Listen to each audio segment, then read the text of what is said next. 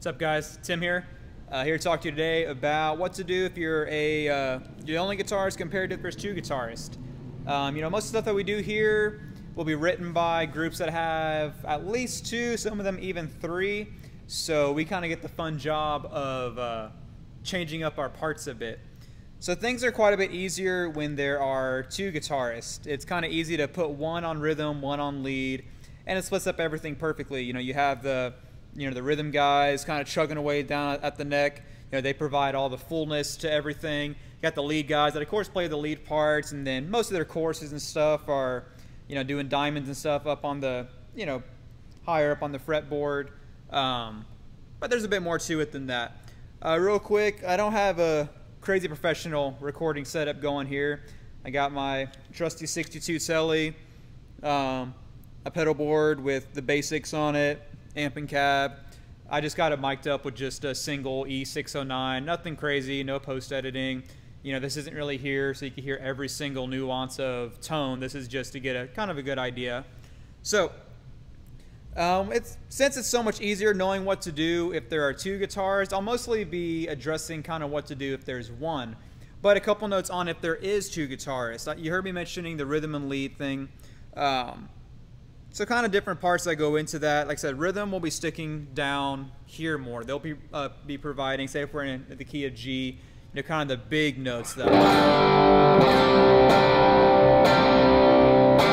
If we're doing a chorus and it's just G and C back and forth, they'll be providing the.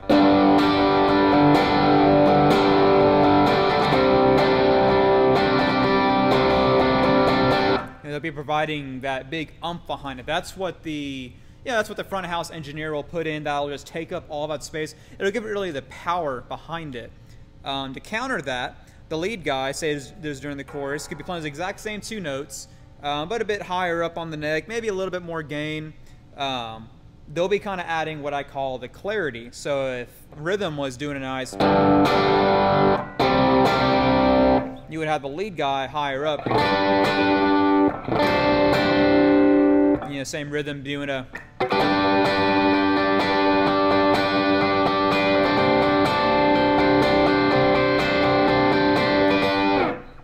Together, that kind of helps carry over a really big soundscape that just really fills the room.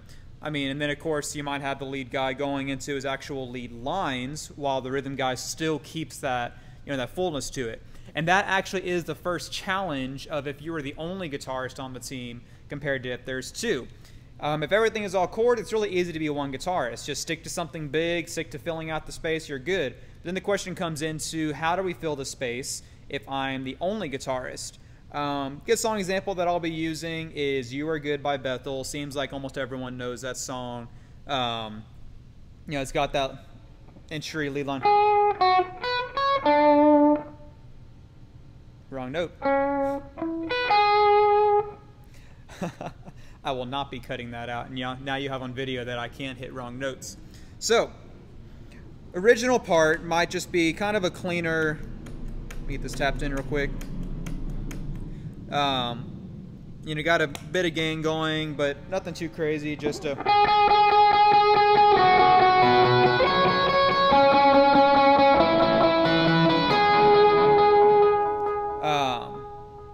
While you got the rhythm guy chugging away down at the bottom with the nice.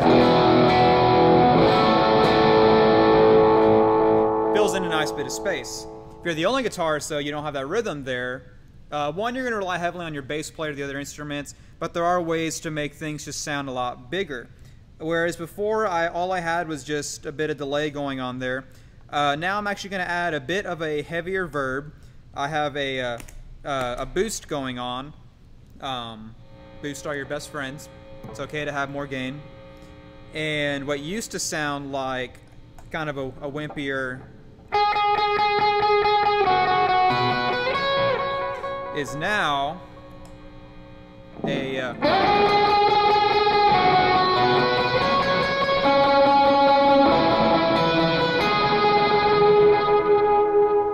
it's a bit messier, so as you can hear the reverb kind of dirties it up a bit. I actually have my reverb set to where it actually drives my amp a little bit more, and what that does is that while it's still the same notes, it helps fill that space that the rhythm guitars used to have.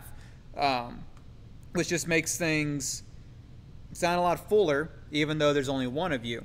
And then for the rest of that song, I would actually stick to the normal chords, even with me being the quote-unquote lead guitarist, you know. Normally on this song, what I would have the guitar split up into doing is the rhythm would actually continue to keep that, just the chugging during the verses, the, you know, just very basic eighth note. That keeps that rhythm kind of going, whereas whoever's on lead, even though it's the same notes, they would just provide a nice big from every mountainside, snow bounds, you know, just like that to kind of carry it over. So this is a song that's really easy to combine the two. You just do them both. So where you still, this takes a lot, you know, it takes pick control, of course, to where you still hit that first note, but then you can still carry the rhythm.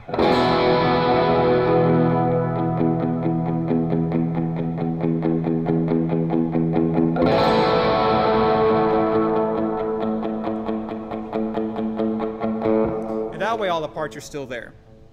So, you know, that's how it would kind of be on a faster song.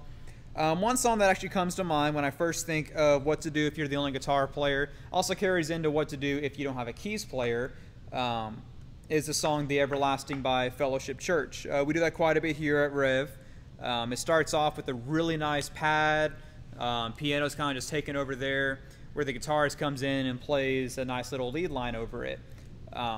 Sometimes we don't have a keys player here or there. And so instead of relying on tracks where we have to stick exactly to it, the guitarist can actually kind of create a pad of his own. Now what I'm turning on is I have a heavy reverb going. I'm going to turn on just a delay, and that's really it. Everything else is going to be pick attack. Just so you know what the part would normally sound like, it would have the keys just holding out on an E. Then all the guitarists would have to worry about is just a...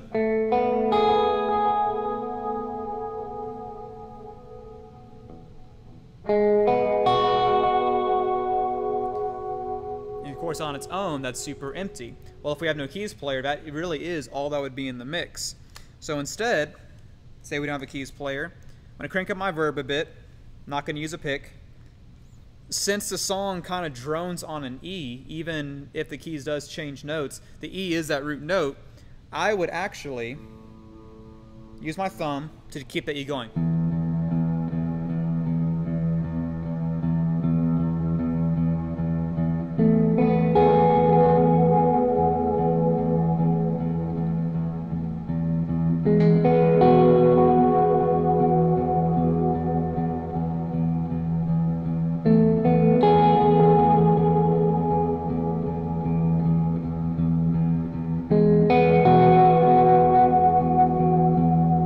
So that's what I would do to kind of keep that whole thing going.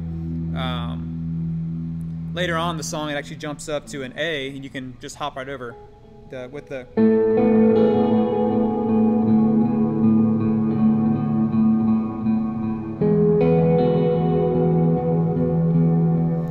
And then by the time that it's time for all the other switching notes, the rest of the band comes in. Then you can switch back over to whatever you were doing, or come up with something else to kind of fill in that space.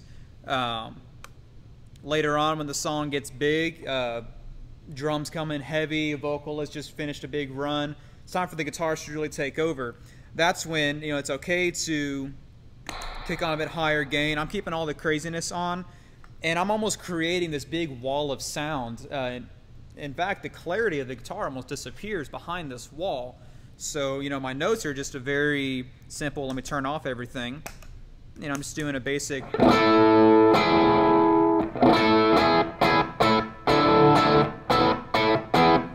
You know, you could throw some little, like you notice I do that. You know, throw little things in there just to make things different. Whereas when that part comes up, if I don't have a keys player, I will turn on, so I just got that delay, that verb, my boost going on, and then I just go at it to where it just carries a lot of sound.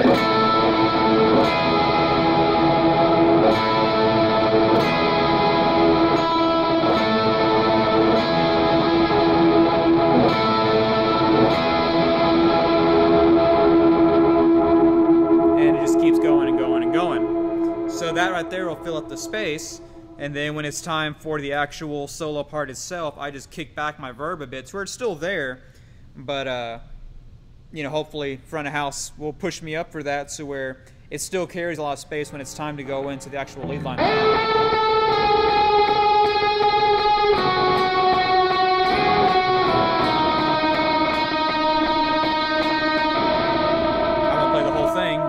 You get the point on that. So the main thing is just being aware of what the band is doing. Be aware of what the entire mix is, so that you can always fit in there with the best of parts. Make sure that you know the song well enough so that you know where you're going next and what's supposed to be there, and whether or not the instrument is physically here with us. You can take that, apply it to any song, whether it's fast or slow. I especially love doing that on some of the newer synth-filled stuff, seeing where I can creatively make a guitar part fit in. You know, Alive being one, Alive by Hillsong Young and Free. You know, whereas normally it would just do this kind of single walk around line. I like to do a little funk.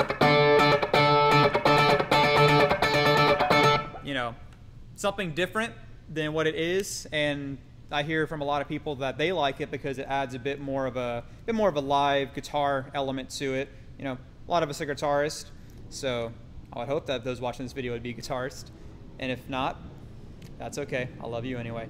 So hopefully that answers some of your questions. Hopefully that can help you come up with parts for when it's just you scheduled.